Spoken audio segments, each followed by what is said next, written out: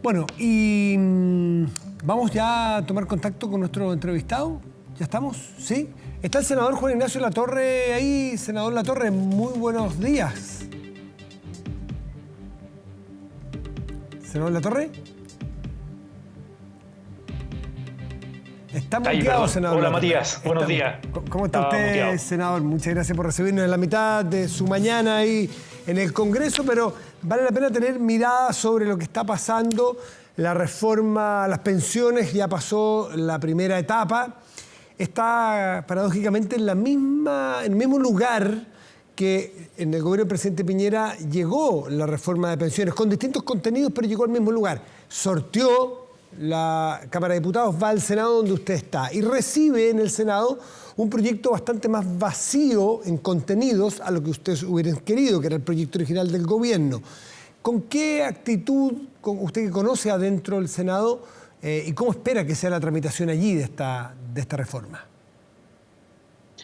Sí, yo valoro que se haya aprobado ayer la idea de legislar y algunos artículos del esqueleto del proyecto que permiten continuar la conversación, porque de lo contrario, si se hubiese rechazado, tendríamos que esperar un año, como ocurrió con la reforma tributaria, para presentar un nuevo proyecto, ¿no? Y yo creo que la agenda de pensiones, más allá, y ahí voy a tu pregunta, Matías, yo espero que el Senado estemos a la altura como parte del sistema político para dar respuesta a una agenda social muy sentida por la ciudadanía, que llevamos demasiado tiempo con discusiones técnicas, políticas, sociales, con movilización, y después de todo lo que ha ocurrido en Chile, donde todos los sectores creo que tenemos que hacer un aprendizaje, ¿no? Del último periodo, estallido social, pandemia, dos procesos constituyentes fallidos, cómo el sistema político logra ponerse de acuerdo, logra ceder en sus diferencias y poner al centro el dar respuesta a las necesidades de la gente, ¿no? En eso, cómo mejoramos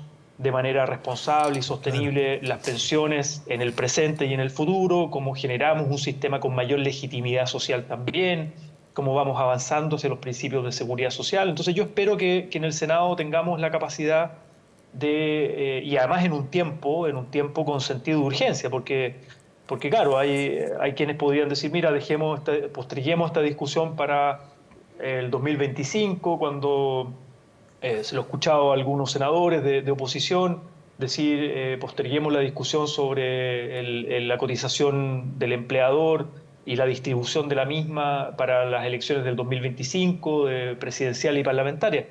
Yo creo que eso es un poquito burlarse de la ciudadanía, porque ya es como decir, mira, los políticos podemos esperar, nos podemos dar todo el tiempo del mundo, pero la gente las personas mayores están con pensiones de miseria hoy día. El consenso de hacer frente a este tema parece instalado. Senador, le pido a ver si puede modificar levemente el ángulo de su cámara, porque aparece su rostro un poco cortado ahí. Entonces, para que tengamos una imagen completa. ¿Ahí mejor?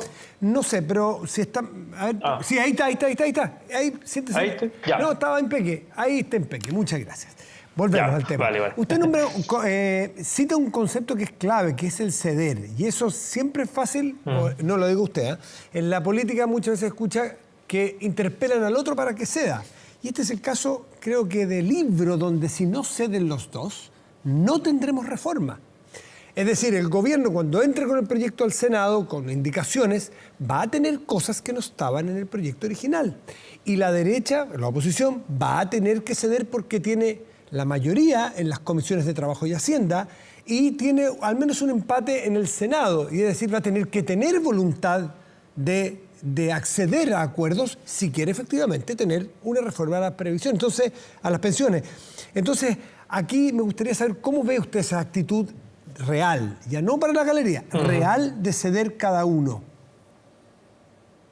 Yo creo que es inevitable, Matías, es inevitable. Yo he seguido el debate en la Cámara de Diputados, si bien obviamente no estoy ahí, pero lo he seguido en todos estos meses, 14 meses creo que estuvo, sí.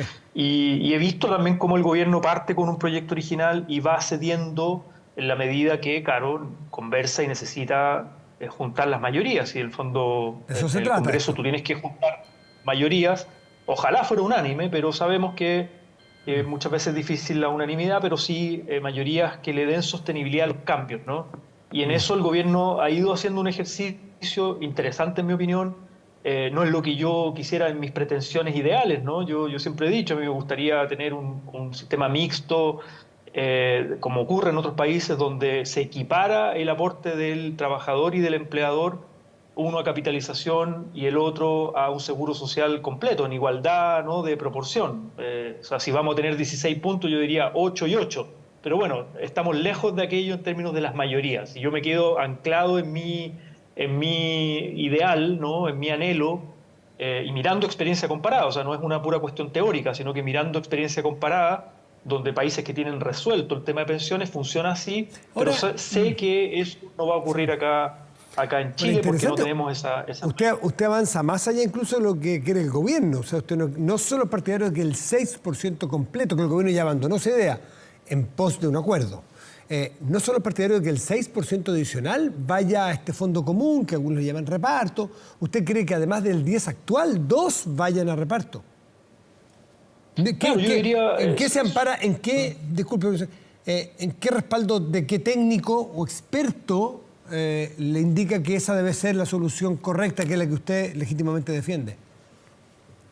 No, mirando experiencia comparada, a ver, cerquita ¿Cuál? aquí en Sudamérica, Uruguay tiene un esquema similar de ese tipo, ¿no? No exactamente igual, incluso con hegemonía más de lo público, pero donde hay capitalización individual y hay FP pública y hay FP privada, pero además hay un componente de seguro social y de contribución, ¿no?, de pilar contributivo, pero con seguro social y reparto desde una institución pública, el Banco de Previsión Social de Uruguay, ¿no? ¿Y Y funciona donde las bien? proporciones...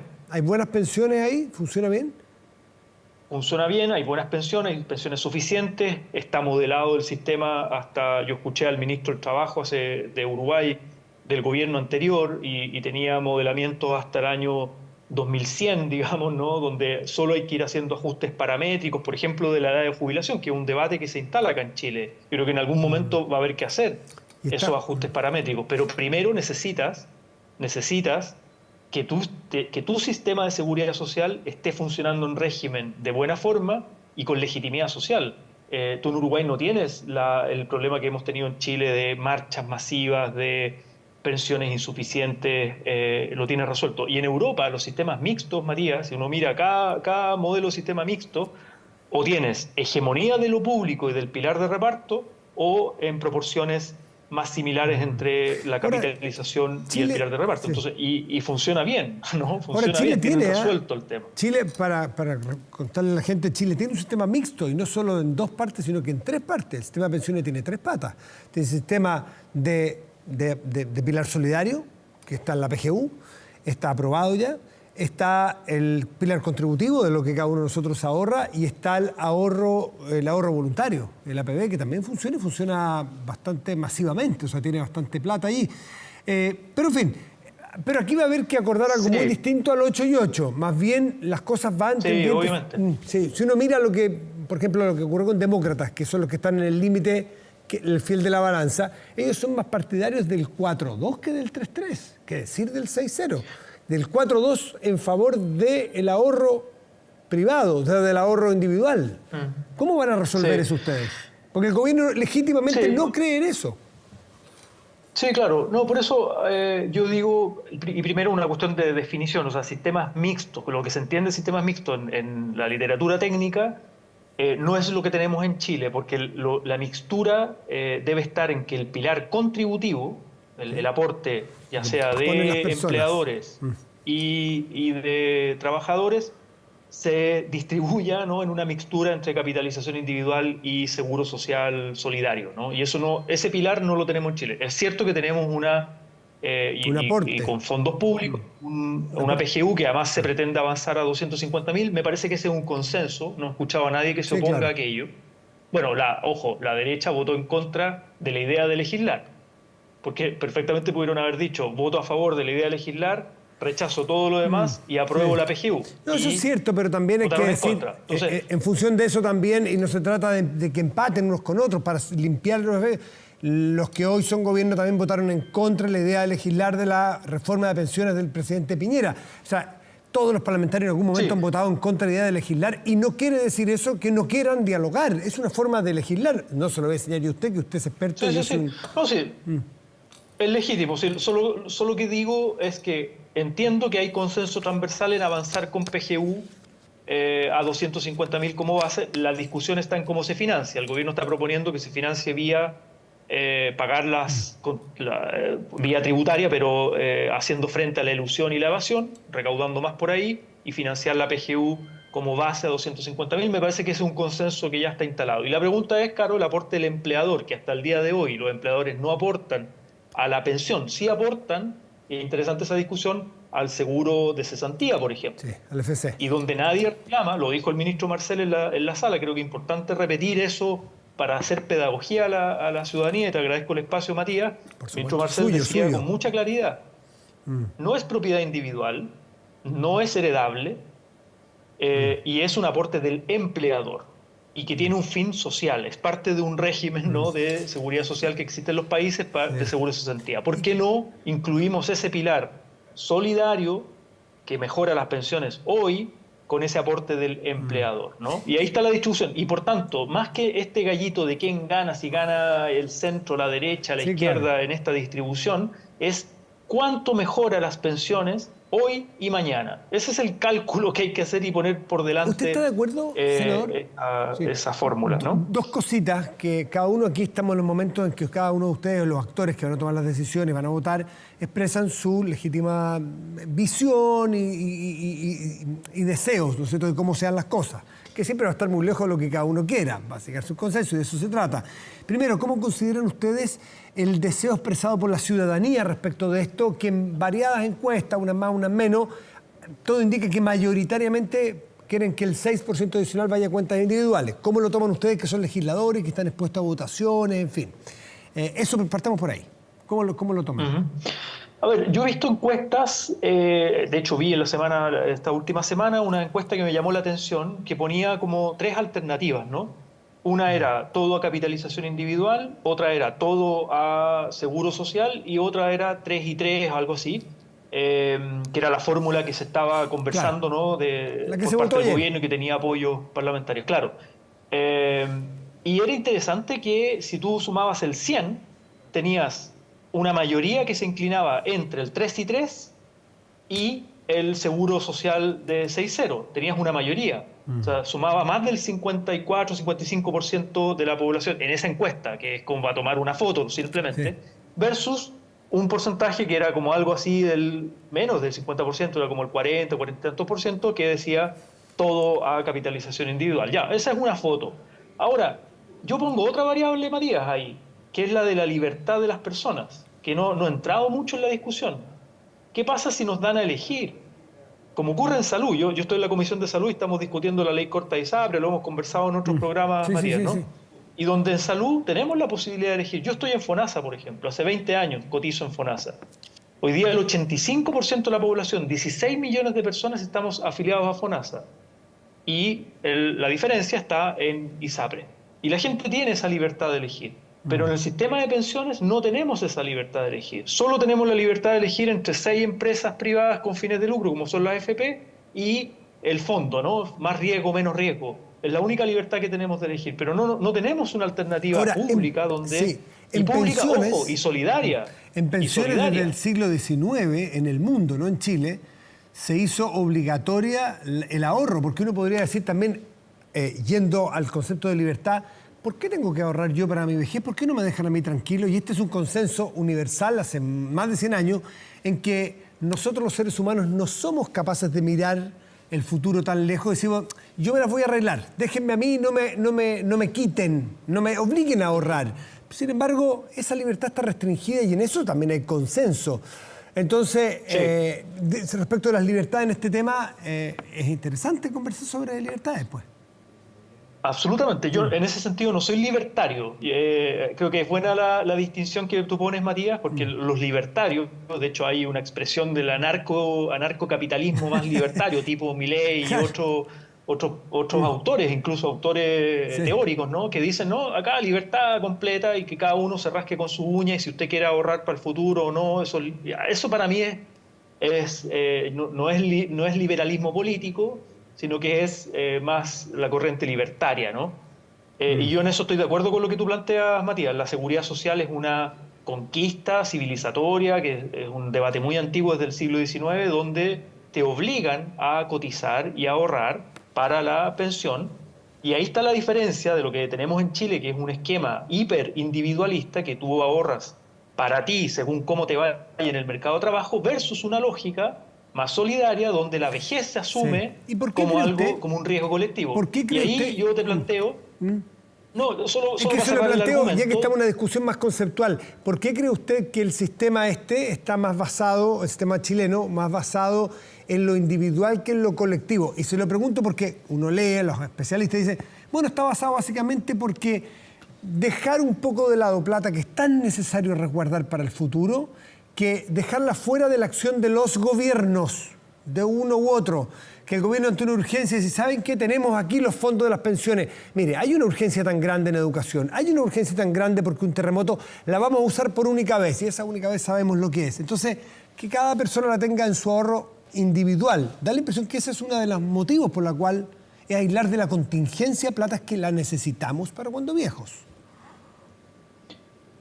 Sí, a ver, yo creo que hay varias explicaciones de por qué se hizo en Chile lo que se hizo en los años 80 en dictadura, ¿no? También no, estoy clarísimo, estoy de acuerdo con usted, en consulta, pero no es solo Chile y dictadura. En el mundo, muchos países caminan hacia la capitalización individual y son democracias plenas, profundas y amplias. Ahí discrepo, María. Yo creo que lo que ha ido pasando en el mundo, a propósito de la discusión que teníamos de sistemas mixtos, es de sistemas puros de reparto, donde todo va a reparto, a incorporar un pilar de capitalización individual, pero sin disolver el reparto. No, yo no digo disolver, pero es que estamos en lo conceptual. Es que hay quienes plantean, teóricos de derecha, libertad y desarrollo y otros centros de estudio que yo escucho permanentemente, que dicen, no, los sistemas de reparto en el mundo están quebrados, y esa es una falacia, eso es mentira. Mi pregunta iba para otro lado. Iba, si usted dice... Los que están o tienen reparto tradicionalmente, tienen o avanzan en un aspecto, en una parte, en una proporción, a tener también capitalización individual. ¿Por qué lo hacen? Sí, yo creo que lo hacen en parte para reconocer, ¿no? Y en la parte del mérito individual, de que efectivamente en la pensión se reconozca el incentivo, ¿no? Digamos, el cómo te fue en el mercado laboral, efectivamente en tu vida laboral, cuánto ganaste, si cotizaste todos los años, si no tenías lagunas, etcétera, y que eso se reconozca en tu pensión. Pero basar que tu pensión final va a depender solo de eso es un esquema hiperindividualista. Convengamos, digamos, que pero la vejez... Chile tiene ese consenso planteado desde la aprobación de la PGU, ese consenso del que usted está planteando creo que es indiscutible. No podemos pararnos solo en un solo pilar que es el individual. Esto está claro. Está desde el 2008 en el gobierno de la presidenta Bachelet, con el pilar solidario de 85.000 pesos, que ha sido reforzado con la PGU en el gobierno del presidente Piñera, pero con votos de todos, no de la derecha. Sí. Entonces son consensos. Yo voté a favor. Sí, claro, son consensos. Son consensos, y por eso, ese es el piso, digamos, de la PGU, el pilar solidario es primero combatir contra la extrema pobreza. O sea, tenemos adultos mayores que por su realidad laboral durante toda su vida llegan a la edad de 65 años, 60 años, en la extrema pobreza. Entonces, ¿cómo protegemos a las personas de la extrema pobreza? Y luego, ¿cómo protegemos y vamos mejorando a la medida que el país también tiene más riqueza, mejorando para que no sea la extrema pobreza solamente, sino que la pobreza, y hoy día tenemos este consenso de avanzar a 250.000 pesos como un piso de dignidad. Pero por supuesto. Es financiado con impuestos generales. El punto, Matías, volvemos al pilar contributivo de los empleadores, que en Chile no aportan, los empleadores, a la pensión, y cuánto de eso va a solidaridad en términos de riesgos compartidos. Y por eso te decía lo de la libertad, porque yo en el sistema de pensiones no tengo la posibilidad de elegir un sistema público solidario como sí lo tengo en salud, donde tengo FONASA y tengo ISAPRE, y la gente elige. Y la gente elige. Oiga, por último, en pensiones eso no pasa. Y esa variable de la libertad que algunos tanto reclaman no existe y no está en el debate, ¿no? Por supuesto. Antes de cambiarlo de tema, la última pregunta sobre pensiones. ¿Usted comparte la crítica que hacen algunos parlamentarios en general, de todos los sectores, que aquí han faltado datos duros para poder tomar decisiones más respaldadas en evidencia? Porque si hablamos todo desde el corazón y desde nuestras propias experiencias, probablemente vamos a tener un sesgo. Y para minorar los daños que puede generar un sesgo es que los datos duros tienen que estar también sobre la mesa, objetivos, técnicos. ¿Usted siente que han faltado datos duros o los tiene todos a disposición? A ver, yo he mirado el debate, no estoy en la Comisión de Trabajo, no estoy en la Cámara de Diputados, he mirado el debate y me parece a mí que tanto las propuestas que ha hecho el gobierno, las simulaciones, cuando dice, mira, vamos a 0,1 UF por año cotizado, 1 UF por 10 años, eso es bien concreto, ¿no? Sí. Es dato bien concreto de cuánto mejorarían las pensiones. Luego, los datos de la Superintendencia de Pensiones están disponibles, y los estudios están ahí, hay algunos bien recientes que hay que mirar, que hace simulación y proyecciones a largo plazo, al 2050, al 2070, etcétera, de cómo van de lo precaria que son las pensiones en nuestro país. Pero, por Ese ejemplo, es un dato, en división de revisar. industria, los efectos en comisiones y todo eso, muchos técnicos sostienen que, ojo, estamos tomando decisiones sin datos concretos. Y por eso citan, por ejemplo, Joseph Ramos, que no diremos que es un economista de derecha, ¿no es cierto? Joseph Ramos dice, ojo, podemos meternos en otro Transantiago por no tener datos. ¿Lo escuchó, lo leyó, no, a Joseph Ramos? Sí, lo he leído. Sí, yo Es creo un que hombre es un respetable, tema... trayectoria. Sí, absolutamente. De la Universidad de Chile. Me parece que hay que mirar con más atención aquello. Yo no he participado de ese debate tan en detalle, pero me parece que es algo a mirar. Perfecto. Ahora, creo que sí hay un punto, ¿no?, en que se le dice hoy día a la industria de las FP que su ganancia, ¿no?, está basada en comisiones. El tema de las comisiones fantasmas también, Matías, recordemos de esta intermediación financiera internacional, y donde no hay una indexación, por decirlo así, en que si las inversiones tienen una baja rentabilidad para las personas, pero la FP sigue cobrando la misma FP, la misma comisión. Me parece que ahí hay algo que mirar también, ¿no? Como, es decir, conectar los incentivos, ¿no?, de la industria con el resultado finalmente de las personas. Eso en términos... Y ahí hay evidencia comparada de cómo funcionan. Sí, claro. Claro. Sí, hay otro consenso también en que esto hay que reevaluarlo desde todos lados para hacerlo mejor, qué duda cabe. Pasemos a otro tema que tiene el mismo término, pero significa algo totalmente distinto. Pensiones también, pero no el sistema de pensiones, sino que las pensiones de gracia, que no tiene que ver con el futuro necesariamente, sino con decisiones de ahora. Acaba de aparecer, no sé si usted está al tanto de algún detalle, un informe de la Contraloría General de la República que indica, entre varias cosas, yo no lo he leído completo, he tomado nota de lo que voy escuchando y leyendo, porque es reciente, que de las 419 casos... de los 419 casos de pensiones de gracia otorgadas por el gobierno, 58 personas tienen antecedentes penales.